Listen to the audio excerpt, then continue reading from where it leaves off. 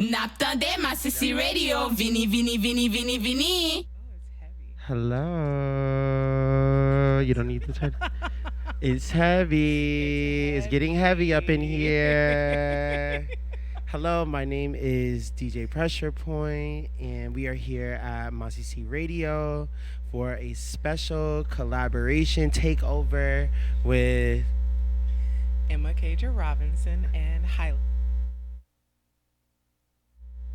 To get into our conversation this evening with these esteemed gentlemen.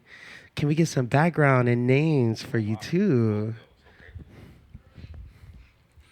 Hi, I'm Javon DJ Rockaway Thompson, born and raised in New Orleans, Louisiana, to be specific. I've been DJing for 20 years. I got to meet Rusty about 16 of those years ago, which is a blessing. I have been part organizer, part marketer, part, event producer. I also do booking, things of that nature, but I have quite a few really great relationships and really great residencies with some really great spaces at home, and I'm happy to be here. My name is Rusty Lazer. I've been in New Orleans about 30 years, just about. I've been DJ for about 20 years, musician since I was about 4 years old. And background, Katrina happened, I switched to DJing from playing drums. Within a couple of years, I was working with Big Frida and touring all over the world, and then working with other bounce rappers and having a ball for a long time. And then just recently started a new project with a friend of mine that I've known for a long time called Chore Boys, and it's like live remixing and stuff like that. And yeah, I do a lot of other stuff. I got a lot on the ball. Okay, so part of the reason why I thought that it would be really special to have this conversation is because for me, the time that I've spent in Miami has felt like an extension of the time that I've spent in New Orleans in a lot of ways. And so I know that y'all both, you and I came here, have come here a couple times now.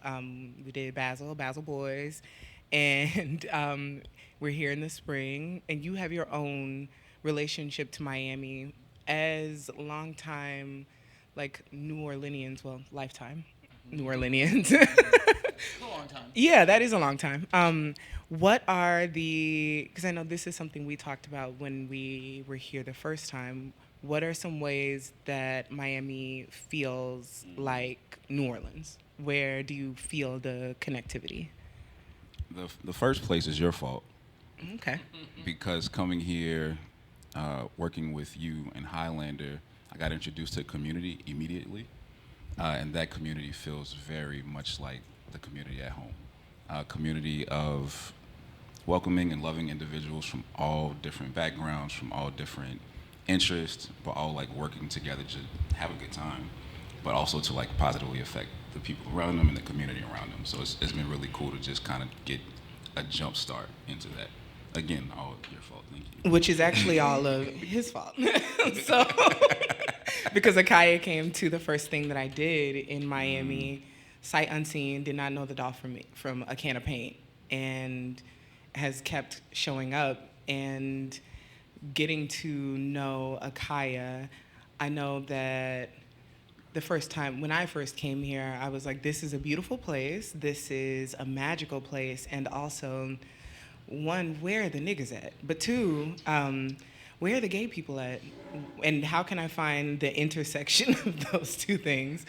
And Akaya has been just like a conduit into a really beautiful, vibrant, like world of people. But also, like Max Pierre, the purveyor of this space, the Little River Cultural Garden, absolutely has introduced me to some of the most magical people, but also has woven some really magical experiences, just part and parcel of him being who he is, into my experience of Miami. And so it's very shaped, one, by these individuals, but also by Black people. And so my experience of Miami is so Black that I have essentially passed that to y'all. So like your time here is not shaped by like South Beach. It's Right. shaped by like Little Haiti and like Yes. Liberty City and the places where that feel like New Orleans. Very much so. Yeah. Pass the mic. Look at you. Good job. Good job. Listen, I'm not a listener. Yeah, you do. For me, I think we talked about this earlier today, you and I. Just what reminds me, what feels similar to me is that both of these places, Miami and New Orleans, are out of the way. Yeah. They're not easy places to get to for the world at large, but also like touring artists and all those kinds of things. And so we're required to have our own culture. We're required to have our own way of entertaining each other. We can't count on some outside, we're not Austin, we're not New York, we're none of those places. And that's a strength when you're full of creative people, when your town is full of creative people, and also has, like a fabric of family that a lot of places don't have. And you can really feel that here. We hung out last night at your friend's place. Like that house party felt like every house party With the that I freaky go to. karaoke. Yeah. Yeah. It was just, it's easy and everyone's a quick friend and everyone's like, comfortable in themselves here. And I feel like that's very similar to home. And you were just saying today about, just having a shakedown in the line at the grocery store being a normal thing, and then 10 minutes later we saw some kid walking by just dancing his ass off. Just on the street. Yeah, exactly. And I think there's just like rhythm in the culture, rhythm in the life. And I think we're also, because we live so close to these like massive bodies of water and all the things, the swamps and everything else, we're just really tied into the natural rhythms of around us in ways that other people aren't. I think swamp people are swamp people. Okay, whether That's the way by I would birth put it. or That's the way whether I'd you put it. find it. Yeah. Yeah. I also am like because you've spent time in New Orleans. So be nice, first of all. I love New Orleans. But what are some ways that Miami like came to you while you were in New Orleans? I would say Miami came to me while visiting New Orleans was a lot of the creolization of it all. Like, I'm Haitian, we're on a Haitian radio station, right? Can't tell.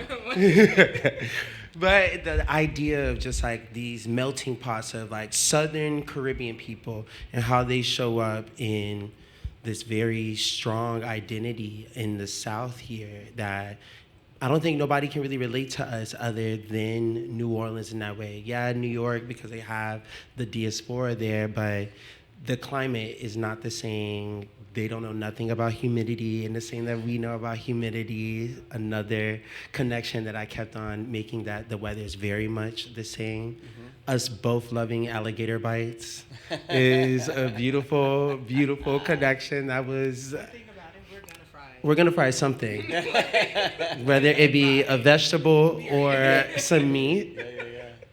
What else came to mind? Also, just I think the way queerness also shows up as well is very particular because, of course, in mega cities, like you have the opportunity because of wherever it's like a long-standing queer history of creating space. We don't have that in our cities. We had to just deal with whatever was here.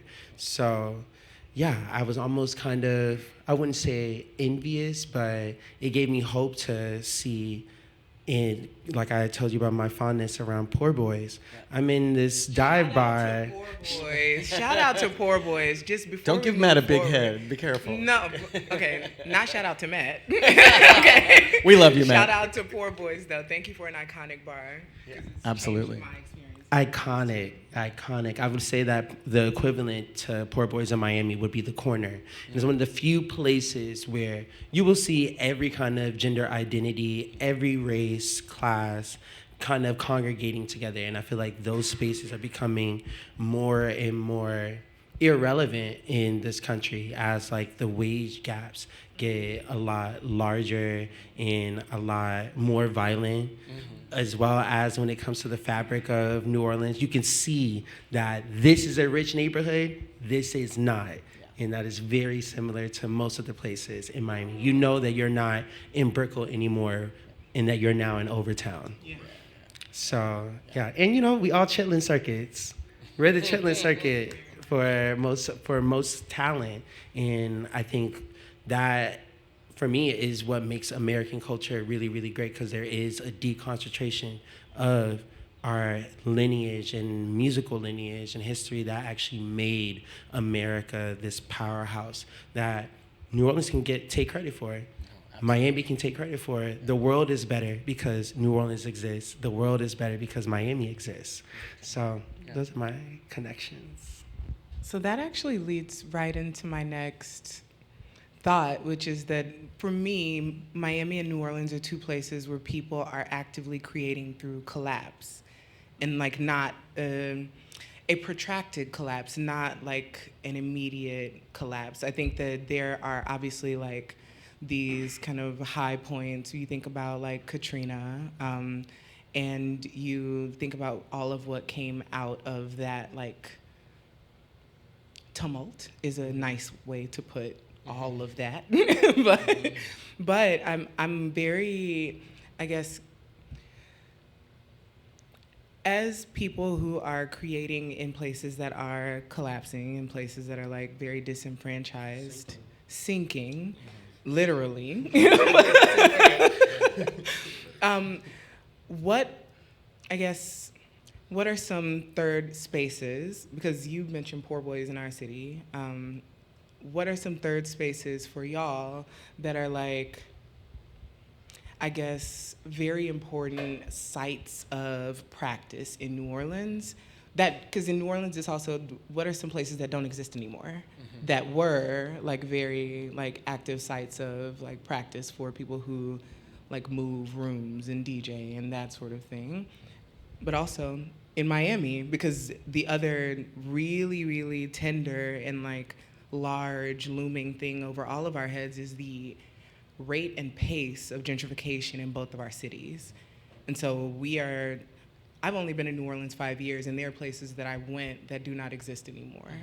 Because I know that Dragon's Den was like a very beautiful, dilapidated, falling apart, leaning balcony, haunted down space where I went to my first shakedown there. They just started it back up on Thursday. See? But I'm like, what are some places for y'all as people who have been in the cities for so long that you can think of that are like, oh, this was important for us to navigate collapse? The number one third space in New Orleans is the street. Yeah. Number one. I mean, it's possibly like not a third space at all to the first space. Like, it's where most of the shit is going down. But in the last few years, since Katrina, I would say that, you know, a lot of people were forced into different neighborhoods and forced into this school system that requires people to like travel across town to go to school. So a lot of it's very mixed up, and it's like a lottery system to go to school now in the charter world. So you don't have this like street to street deep connection with your neighbors the way you used to. You don't know all the grandmas and all the grandpas. Like, everyone doesn't know each other quite as well. And so a lot of like where we still have second lines, God bless them, we still have all these things that are really street level, super important moments for us. We've lost a lot of like block parties and a lot of like block pride. There really isn't quite the connection, and a lot of blocks just got upended completely. Like, they just changed dramatically, partly because people moved away, and then also partly because, you know, we weren't really given the resources to redevelop a lot of those places. So it just doesn't feel the same in that way. I know in the 7th, we still have, you came to ours during Mardi Gras when we were outside that night, and the block party culture, the phenomenon of like going into my house at 9 something and then waking up at 11 like, girl, is that music? And literally going outside and seeing 70 people that I do not know. Yeah. Cars parked all up and down the block, but like getting an opportunity to not only go meet these people, but also being invited into homes for food and that sort of thing. That practice legitimately changed my brain chemistry when I moved, because I came from, you're from Texas. Texas is not that. Yeah. It is not Not that at at all. all. Not at all. No, It's the too, idea it's of just being too spread invited out in. anyway. Yes. Like, there isn't really, a block can be like a mile, you know. It's Yes. it's not tight like it is. The intimacy is not Yeah, there. which is actually something I thought of today when we were driving over here. Like, both of these places, New Orleans and Miami, share this aspect of geography where we're really just a strip. We're, like, everywhere we've been driving feels like the same drive. I'm getting lost all the time because I'm like, we just did this drive. Am I going to a different place or the same place that I just went? But it's because there's a limited amount of space to use, and then there's a giant swamp to the west and then a giant ocean to the east. So we have the same thing. We have the lake on the north side. We have the north, whatever the hell that means. We have the lake on the north side. We have the river on the south side, and then that really does separate us psychologically from other parts of the city. Like, I don't know if you really engage with what's on the other side of the freeway as much as you do over what's over here, but it means these like tiny little slivers means that we're pressed together a lot more, and I fucking love that shit. I mean, I think that's, especially for music, especially for creativity, 90% of the reason I'm out all the time is because it's so easy. Yeah. I just like walk out the door and go 2 blocks away and shit's popping, like. And then I was gonna say also in terms of like those third spaces, it takes people like Matt. I don't want to give him too much credit, but it takes people like Matt at Poor Boys, only because he's got, like, I'm just fucking with him. But Matt really does. Matt's smart to bring the 10 o'clock hour is a punk show. And when that's over, the 9 to 11 is a punk show, and then it's mostly queer dance parties, and that's something that you have to applaud people for that. It takes a lot to like run that and see if it will actually work and really believe in it. And Matt's been that way for years and years and years. And the punk shows will be like full. Oh yeah. And bleed into, because that's the other thing that I find very fascinating is the way that worlds bleed into other worlds. I remember the most poignant thing about Mardi Gras for me as like a recovering punk and like you'll never recover. I'll be sick forever. But as like a dirty like punk kid, I remember thinking I was so like different and like separate. And when you're young, that feels like there's something empowering in that. But the older that I've gotten, the more I'm like, what are the ways where I'm connected to other people? How can I get the yams to touch the macaroni and cheese and make something real sexy and juicy? And so the being at that block party and like there were men there that were just like hitting on my neighbors, and then there were like people who were like dancing and singing as loud as possible on the back of a truck. And then there were also like crust punks playing the tambourine. Yeah. And also 60, 70-year-olds. Like, it was deeply intergenerational. The blend of people that happens in New Orleans is so, I think, like a result of a very Caribbean and like Creolized culture. And I also experienced that here, where it's like there isn't really that line of demarcation. If you can still go outside, then you go outside. Yeah, absolutely. Do you want to add anything? Name a place. I know you've been in all of the places. Well, I was actually thinking about why some of the spaces have changed over the years. Whether it's new business owners, business not doing well, somebody else comes in. There are clauses in leases for spaces that used to be the projects, and there's a clause where you're not supposed to like hang on the porch. It's in the lease. So the like termination of the most basic of basically accessible third spaces. You know how I feel about the porch. Absolutely. Even like under the bridge, like going back and forth, because there was a time where you don't hang under the bridge, but it's always been such an important space for the community that surrounds that area. And there have been times where it's gated, then it's not gated, then we have to reacclimate, we have to make sure it's safe, so on and so forth. So I was thinking more so about why they change, and how it's like almost a constant thing for, if the space still exists, it's almost a constant situation. Yeah.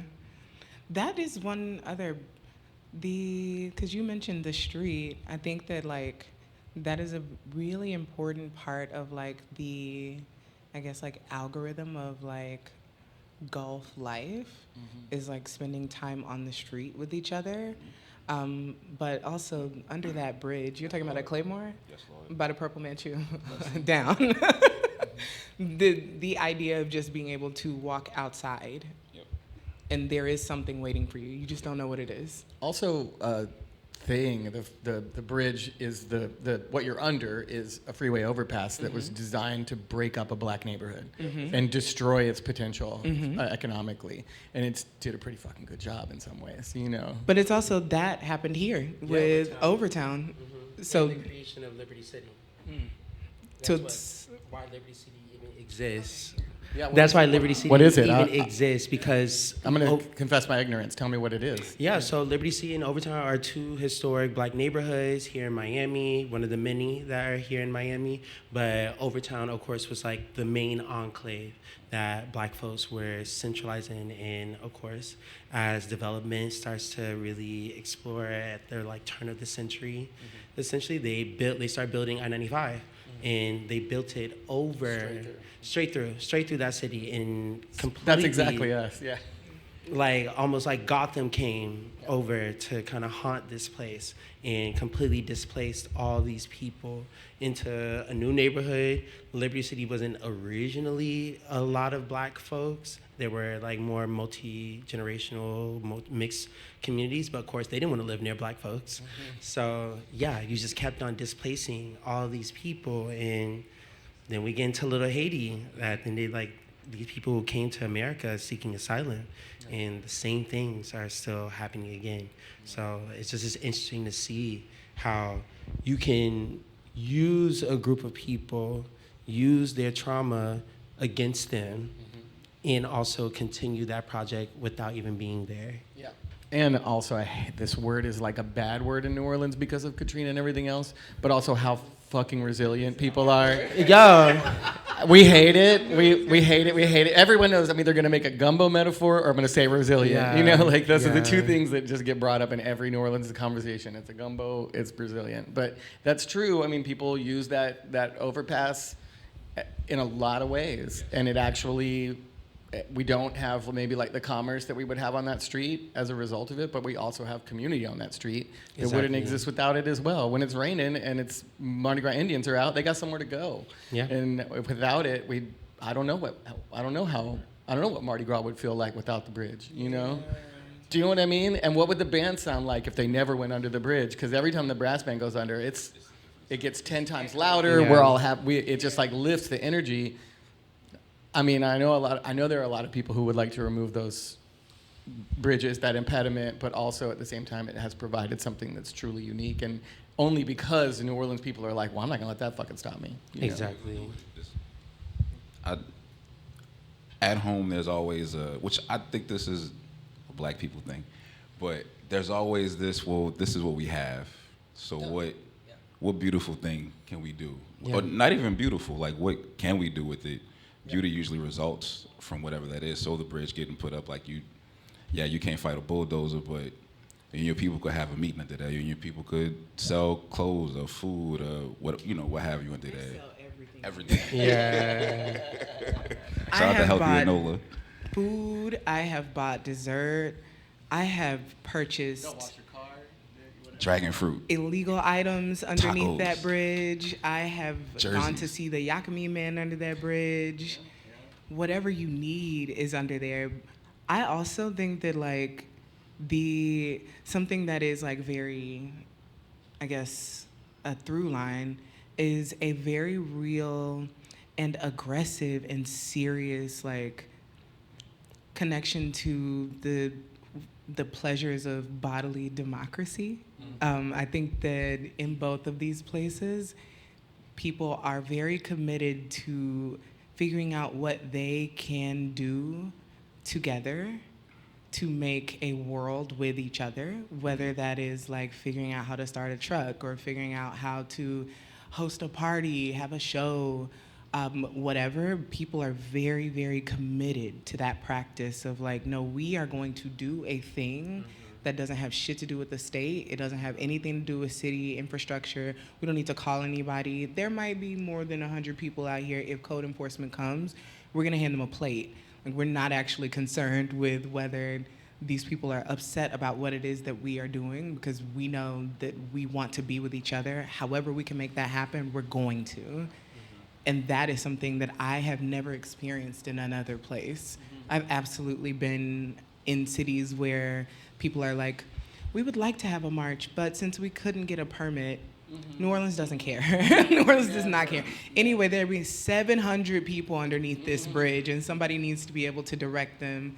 We need to have a route. We don't care if we have permits. Like, there's like a very real commitment to that and a disregard for larger structures that I have only found matched by the like intense fight to like rein those structures in with the recall and the like making sure that people voted correctly so that we can figure out how we can get Landry up out of here. Stuff like that. The only zeal that I have seen match that is the zeal with which New Orleanians like party and like find themselves on the road. That was part of the reason why as soon as I saw that there was a recall and people were asking for signatures and I saw how many that they wanted because they were like, oh, you have to have like 500,000, I think it was. And people were like, let's shoot for 750. I was like, oh, y'all should not have pissed these people off. This is the wrong group of people to piss off. Because these people care about like making sure that their city is a place where they can live and you have actually encroached upon their ability to do so. And that's the one thing you can't do in New Orleans. You can do a lot of things to people in New Orleans. I remember when I first moved right after Ida and the trash did not get collected until November. And as soon as we realized that they weren't coming, somebody was like, do you know somebody with a flatbed truck? We found somebody with a flatbed truck and organized our neighborhood so that we could collect everybody's trash because we have elders on our block. And so we organized people to come collect the trash and got rid of the trash until the city got its act together. It was like, at no point were the people in my neighborhood actually going to sit and wait for the city to do something. There was an understanding, like, they're not gonna come. So anyway, let's figure out our stuff. Because it's not the first time. Yeah. Unfortunately, it's like, it's never the first time when it comes to looking for or missing support from leadership. It's never the first time. Leadership. Yeah. Quote unquote. Yeah, I don't need to be led. Do what I got it. Yeah. Do what I tell you. Just support me. Yeah, exactly. I don't need leaders. Well, we do need leaders, Well, but I mean, like we that- are all that's from leaders. government. Exactly. Yeah. Not for my government. Because I'm very much like, girl, if you got a degree in that, like, I trust you, but I do need you to do it. I need you to do it, though. Yeah.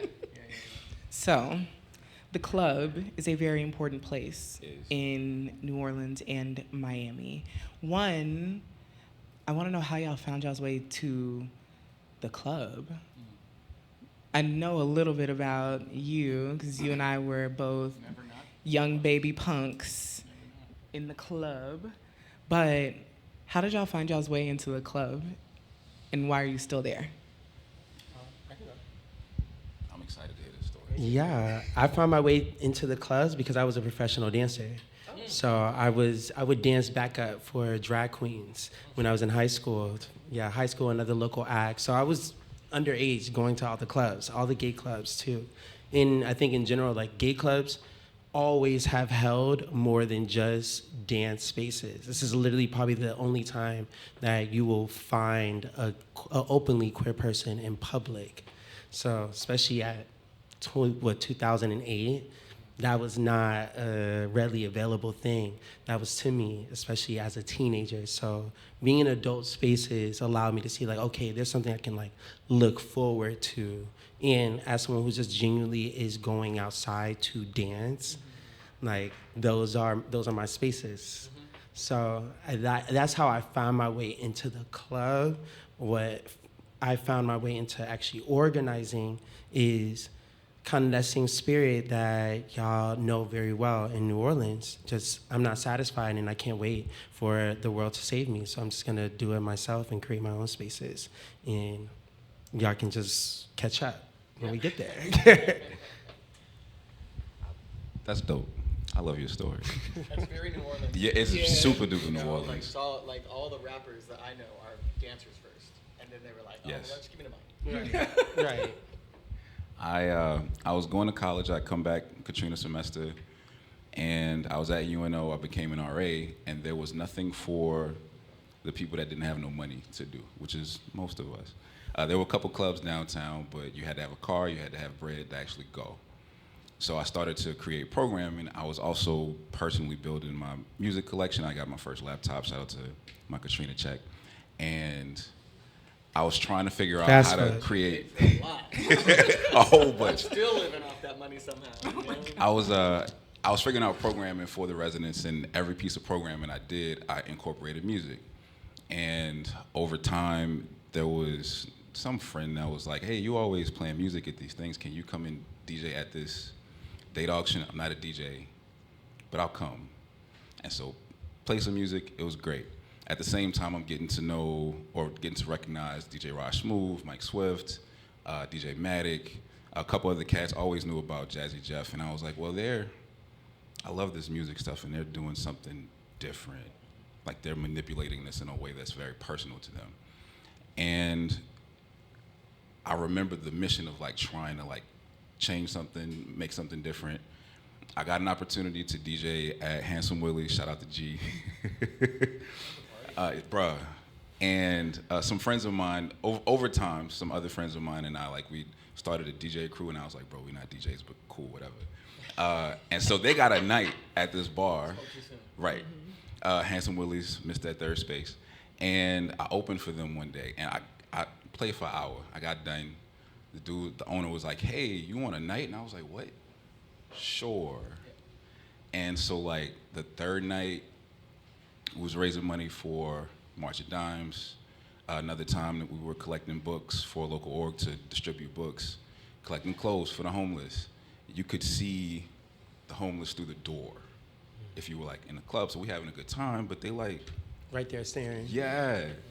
So figuring out how to use this new power of y'all coming to see me, y'all listen to me, to affect change is how I like gotten into the club. And you know, that mixed with a love for music and an interest in music got me to meet people like Rusty, got me to go to places that weren't necessarily where the black people hang out and play music and so on and so forth. So that's my story.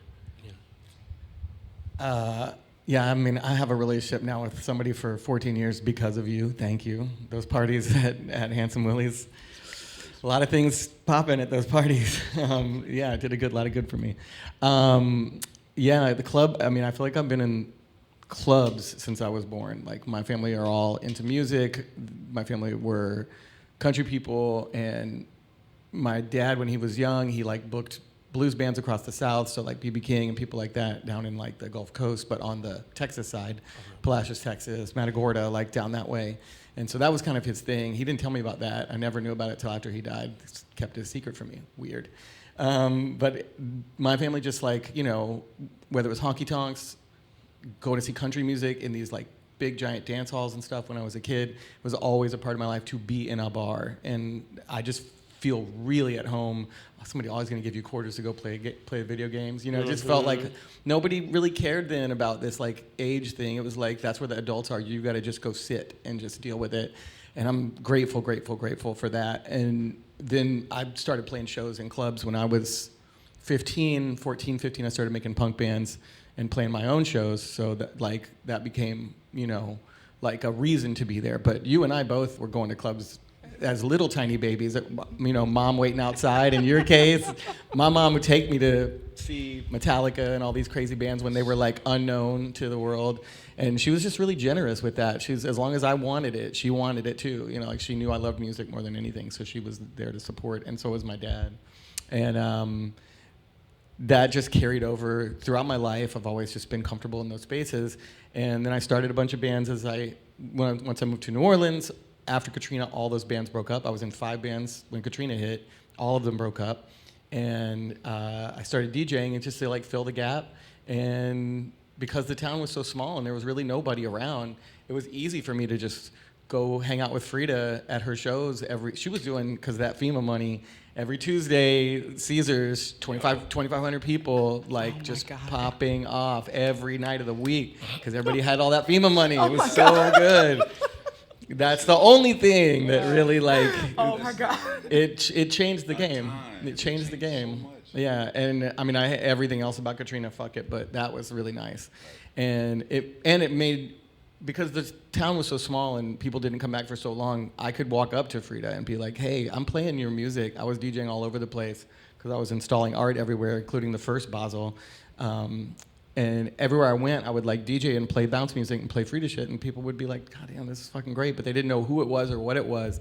And so I walked up to Frida at a second line where she was like a queen on the back of a convertible. Real. And I was like, hey, yo, I've been playing your shit in like China and stuff. Like, people love it. They don't know who the fuck you are. You should show them. Come with me. And so we went to New York and did a bunch of shows. And by the end of that trip, she was like, this is what we're going to do now. We're going to travel. We're going to do this. And I had a weekly, the same night as you, as Handsome Willie's. I had a weekly at this little like punk bar. And it was, you know, that was back when the radio was a thing. Like, the club was different when we had the radio because everyone sort of agreed on what was hot. Yep. And now we have Spotify and everything's just like, everybody's in their little silos. They don't know what's, they don't share the hotness anymore, you know? And so you could play a song you think is a total anthem and nobody in the room knows the words, you know? But everyone used to know the words, including the punks, the dirty ass punks and shit. And it was really fun because we had this like nice mix of neighborhood folks like DJ Q and all NOLA fam and all that crew. And then also all the old heads who like sat and played the poker machine in the back. So it was like all the neighborhood old heads and then dirty punks with dogs on the fucking dance floor. Like, just all that mix. And shout out to St. Rock, and Martha. Yeah. I mean, yeah, those places were really like accepting spaces. Yeah. Just nobody really cared and everyone loved the same shit. And that was my, you know, that was the club I felt comfortable in, where everyone could be there. And Matt understands that too and has cultivated that in his own way. And I heard this Bjork interview where she was just like, I'm going to be a raver till I'm 90, get used to it. And I'm like, that's me too, bitch. I'm gonna be in the club till I'm dead. You can think of me as an old head if you want, but I know that I'm not going anywhere. Yeah. And that's just like the place I feel vital. It's the place I get to see the people that I love and care about what they're doing in their lives and how they're really feeling day to day. And it just makes more sense to me than anything. And I like playing big shows, like touring with Frida all over the world was super fun, but I started to really miss that club.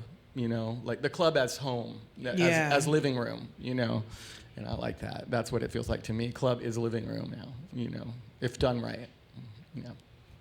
T. Okay, so all three of y'all, because we're literally sitting in this space. All three of y'all have turned your time in the club and in music into kind of like an organizing practice in various ways. I know that Masisi, this is organizing, but also like Lanyap is absolutely an organizing tool. And I know that Music Box was like a very critical organizing tool. And I think that it's very fascinating that all three of y'all found your way into doing things for the world through playing music. I kind of know a little bit of what inspired Masisi, but what inspired you to make the jump into actually doing Masisi and Lanyap and Music Box? Because I know that being a DJ, that is a transition into a different kind of organizing. I think DJs are organizers, but like, you were a different kind of organizer when you were telling people, hey, we are raising money for this thing specifically. Come bring canned food. Come bring your canned food to the club. Please. Yeah. I think that that's a different practice and it requires a different like skill set. And so what was the thing that made you make the like move? Because also Music Box is a physical space. Mm-hmm. And having been to Music Box, the kind of brain that would be required to dream that up, like how did you make that jump? Yeah. I mean, Katrina, I'm just going to say, is so part of every single story of my life. That was a huge catalyst.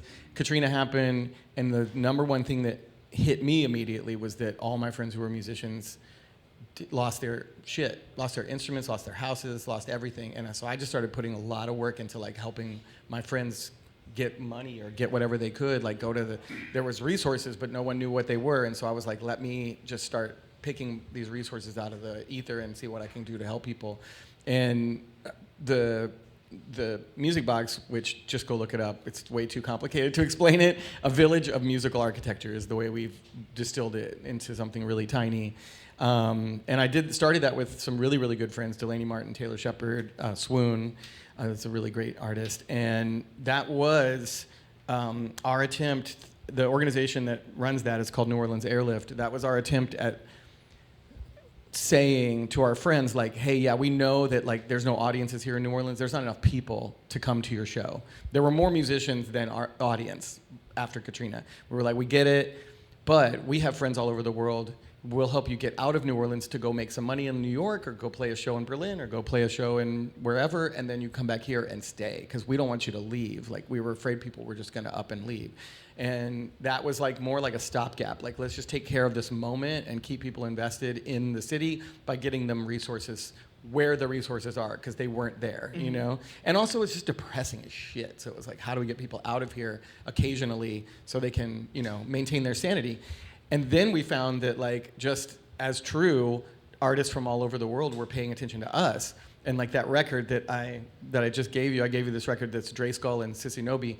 Dre Skull, who's a producer and runs a label up in New York, was like, hey, I got, you know, some money and I want to come down there and I want to work with Frida and Katie and Nobi on something. Like, I don't know what I want to do, but will you help me? And then that immediately started this sort of like in and out exchange between New Orleans and everywhere else. And it was so natural. People really cared about us for the first time in a deep way. Thank you, George Bush. Like, thanks for putting us on the map, you idiot.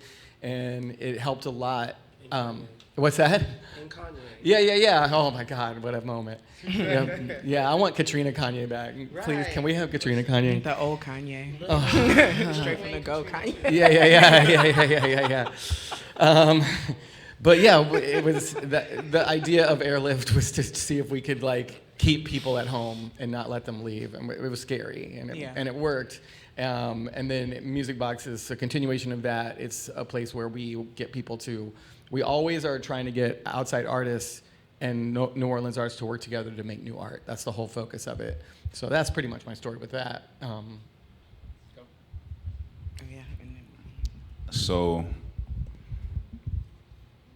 while still at Willie's, I had this brand. I tried to develop a brand. And I did. The brand was called Away Team. I'm DJ Rockaway, Away Team, yeah. So, trying to get people to help other people while they drunk, it gets hard after a while. And so I was trying to figure out how to... Wow. Yeah. That's real. Because there's still like... helping people while they're drunk. Yeah. Right. Like, there's still like an energy and a momentum present that can support someone, that can help someone, that can, you know, utilize the same energy that we sweating with and dancing with to do something else. And I was trying to figure out ways to do that. There was a membership program with local businesses. I had a little card and everything. I used to do workshops. I've taken people kayaking, bike riding, health food workshops, fishing workshops, all because these things are things that somebody did for me when I was younger. My mom didn't have a whole lot, we didn't have a whole lot, but a lot of people supported me. Pastors bought suits. Brothers I didn't know, my mama didn't know, like, came, picked us up, took us to learn how to play drums, how to, you know, etiquette, swimming, photography, so on and so forth. So I always wanted to return that, but where do you do that? How do you do that? Oh, you're a DJ and people come to this thing that you tell them to come to. Getting an opportunity to play at Tipitina's was really beautiful, and I immediately wanted to like make it different from other things that I was doing. And the easy idea was to use it to help people.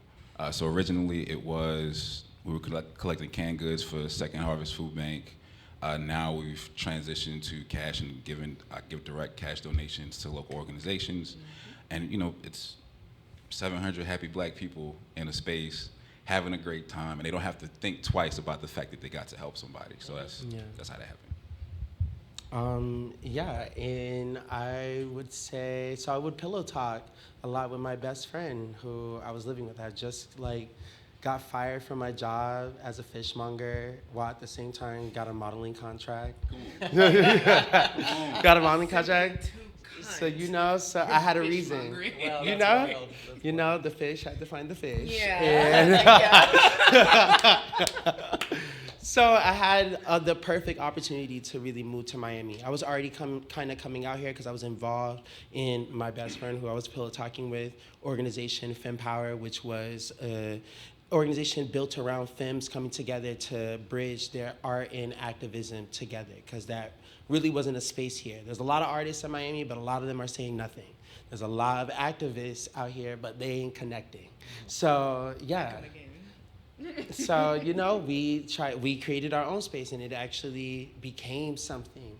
And through seeing that work intimately, it's like, okay, I love what y'all are doing, but we need something for Black gays. We need something for the Black queers. Yeah, y'all are Caribbean femmes doing amazing work. Like, we were bailing out Black mothers for Mother's Day. During the pandemic, we were raising money to go buy groceries for people, finding ways to actually go to different underserved communities in Miami and actually hand deliver these groceries, give out these PP, I forgot the specific acronyms, but all of the actual things you need to not catch COVID.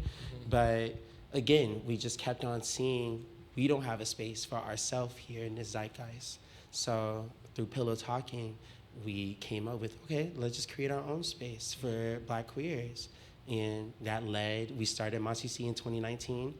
Who would have thought that there would be a global pandemic to come right after? We did three. We did three, and then, the world shut down. So, but we continued that work through doing all of this community action, as well as servicing people, because, we're powerful, but I'm not Jesus, nor really trying to save the world. I'm trying to focus on really becoming the best artist I can be, and also empower folks that they can show up in whatever way that they can be. So that started to look like doing these online parties that would garner over 100 people on a Zoom call, just to throw ass because they had nothing else to live for. Or in that exact same time, I learned how to DJ. So that turned the parties into, okay, now it's really a personal mission to actually not just make space for people that are trying to dance, but also make space for people who are trying to be a DJ or a producer, and they want to speak to a really cool crowd, because the options were you play club space, which you probably won't, or you play in straight spaces, which they're not checking for you.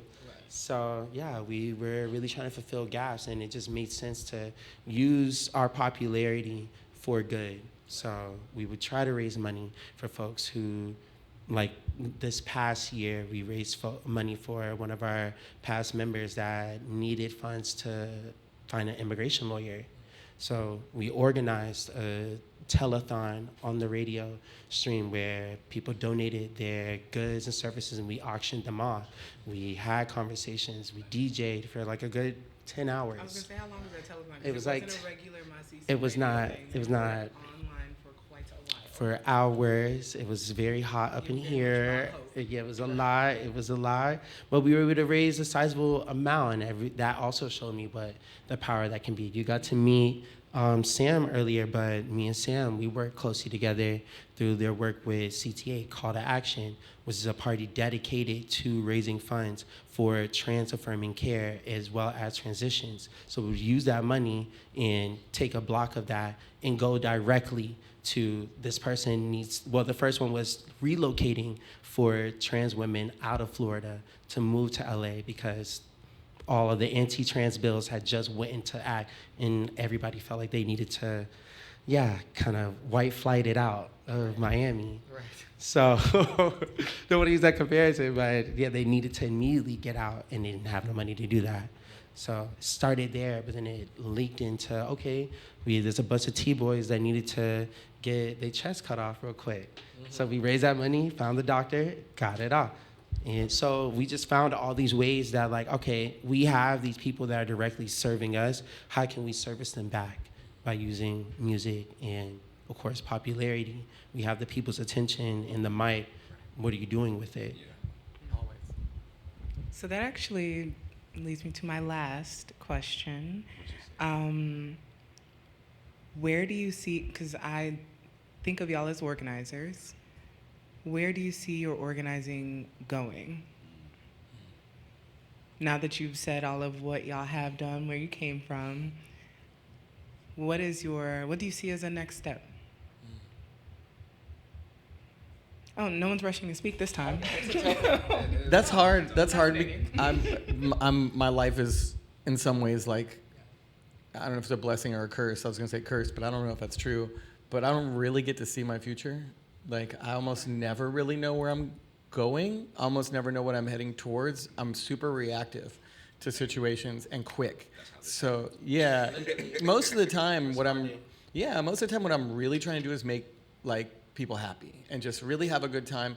And I always feel like when the shit hits the fan, whether it's ICE shows up in New Orleans or blah, blah, blah, whatever it is, whenever the shit hits the fan, or we gotta go protest for the fucking trash workers, whatever the fuck, like, we're gonna do that because we're close and because we love each other and because we've, like, you know, thrown a lot of ass. Like, yeah. It really is the glue, and I just feel like stay focused. The one thing that really only hit me in the last year, which is a crazy thing to say at 54 years old, only in the last year did this feeling hit me that was like, oh, whatever, just follow music. Just follow it. Whatever it tells you to do, and it's always spoken to me, whatever it tells you to do that. Don't question it. Don't not believe in it. Don't even ask if you're capable of it. Just do it, and the music will take you to the place that you need to go. And it's a strange thing to say because I've been playing music my whole life, and I've never felt that before. But it was like, you idiot, just stop trying to like make meaning happen out of your like little pea brain and just like let the music do what it's supposed to do, which is take you where you're supposed to go and make your community, make your connections real. Then whenever anything happens, whatever it is, you'll be fine. Like you'll have people ready to do stuff. So I don't really know what the future of like my life ever is, and I'm cool with it. You know, it doesn't bother me anymore. Used to fucking bother me. Okay. Now I'm just like, It's happening. yeah. I just want to say that this man Rusty is just a marvelous human, and I hope y'all at home clapping for this man right now. Similarly to Rusty, I can't say what it is. I think I'm in the process of looking for what thing needs help, support, change. All of my DJing and programming, and it was all in response to a need. So I did have the opportunity to be a music director at Ace Hotel New Orleans, and that was Excellent work, by the way. Thank you. Shout out to 3 Keys. Come on, 3 Keys. Yeah. That was really cool because I come from helping the individual and supporting the individual in finding joy or supporting the individual in finding clothes. And I got to be in this space and kind of be a bridge between this corporate entity and artists that needed to pay bills, but also needed to share their work. You and Sonali, you made that a social Bruh, peace to Sonali. Yeah, Sonali. shout out to Sonali. Y'all made the that a social dog. practice as much as anything Yeah. else. Like, it was just, you were really helping people. It's a world. Yeah, it was a And whole get us world. paid and thank you and all that shit, but you know, like something bigger. Yeah, so I think, you know, I love that. So hopefully something else like that is what needs support, is what needs help. But it's definitely about what is needed, not necessarily what I want to do or what I see happening. Okay. Yeah. Yeah, I think I kind of echo a lot of that as well, because so much of it has just been responding to what's happening in the world or happening in our world. I know we want our own space, love the garden, but the goal is also to still be autonomous and have no rules. We love what we are able to do in here, but it still does have its own ceilings. Yeah. So being able to really like build power, that's the thing here in Miami. I think globally, queer people don't have power nowhere. It's ran by, we're constantly answering to someone else or having to meet someone else's quota, and then we're constantly feeling disappointed or feel like we're disappointing people because we're not making the bar sales. We're not making all of this stuff. So ideally to create a space where none of that really matters outside of just the production, the cultural production that's being pushed out there, and that being valuable enough. So stepping into more programming spaces outside of just even queer things or even just Black things, but humanity needs the ideas and things that we're creating here. So being able to do that in the world, I feel like is next. As well as, I think I've spent a lot of time, most of my 20s, in making other people artists. Like, bitch, I want to focus on myself. Same. Like, I love y'all. I'm in the same. I want to focus on myself and be able to, of course, I think naturally, I'm always going to be a caregiver in that way. I'm going to always care about community and platform community, but I'm also the community. You have to fill your cup. So, You gotta fill your cup. I want to fill my cup. Yeah. You gotta have something to pour out. Exactly. And I want champagne to pour out. Yes.